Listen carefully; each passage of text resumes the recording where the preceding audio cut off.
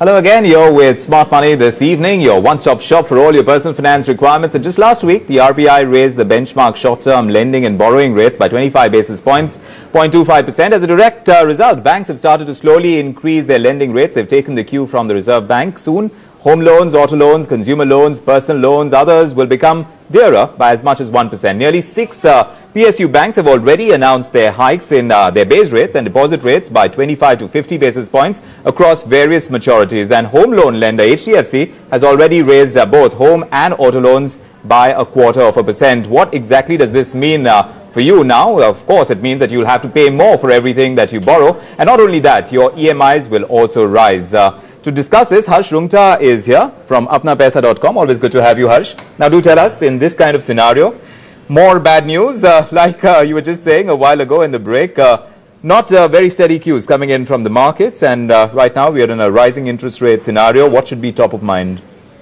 Well, I think there are steady cues that interest rates are going to go up, and I'm afraid that this is not the last in the series of increases. We'll probably see more increases going forward, both from cues that RBI will give, probably. Right. And I was just asking Harsh about the kind of things that you must consider in this scenario where everything is uncertain. You're looking at the arrest of a former minister. Everything just seems so dicey, and you want to play it safe, obviously, in times when things look as uncertain as they are right now. So what exactly should be top of mind, Harsh?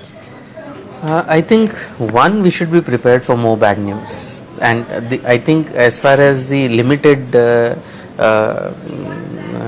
sphere of EMIs are concerned, if you are already a borrower, okay, in spite of the rising inflation, etc., you need to sort of keep a cushion, some sort of a cushion. I know it's difficult in current times, that now when the rates increase, your EMI may go up. So far, when the rates have been increasing, the banks have been increasing the tenure because that much leeway had been there. Sure. But now, because these are rise on top of rises. So how much of a buffer should one create, Harsh? How exactly should one calculate what would be good enough? Because, like you said, if you are going to buy a home, any time is a good enough time. You shouldn't be waiting if it's a primary home, etc. There will be changes coming about. Absolutely. Perhaps you might want to wait right now for things to settle a little bit. Would you suggest that at all? If it's your primary home, unless you are in Bombay or Delhi, where I think there is a clear expectation that prices are going to fall, definitely in Bombay. Right.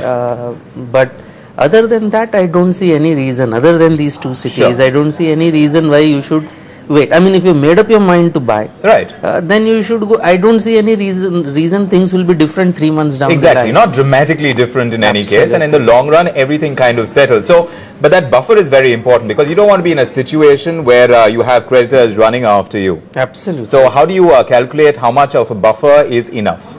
So, typically, I suggest that for every lakh of loan, right, every 1 lakh of loan, you ought to keep roughly about 100 rupees a month as buffer. Right. That takes care of roughly about 1% to 1.5% rise. Right. Okay. Even for a shorter duration loan. So rough. This is a very rule of the thumb kind of a thing. Sure. So if your say car loan is 5 lakhs. Okay. Typically car loans, fortunately 70-80% of car loans are fixed rate. Right. But if you are on a floating rate loan, please keep that buffer. Right. Home loans, most of them are floating rate loans. If you have a 30 lakh loan, I think keep that 3,000 rupees extra. Sure. And if you're going shopping for loans right now, obviously it's not like you're completely spoiled for choice because at the kind of range that we've got right now, it's fairly restrictive. But even so, what's the best way of being able to analyze what's a good deal that you're getting? So as you said, I mean, there is a lot of competition out there between banks to get your home loan, especially if you have a good credit record, etc. Yes. The difference in rates is not much. Not much. Right? There are not too many options where interest rates are fixed. Sure. I think except for one off the shelf, the only one that I remember is LIC Housing Finance's 5-year fixed rate loan. Right? Which is I think 9.75. It might have increased with they have not yet announced an increase, but it might increase soon. That's the only one that I remember. Okay. And possibly that's not a bad deal currently. All right. But other than that, I think you just have to keep that buffer and hope for the best. All right, Harsh. Thank you so much for joining us with that insight. Of course,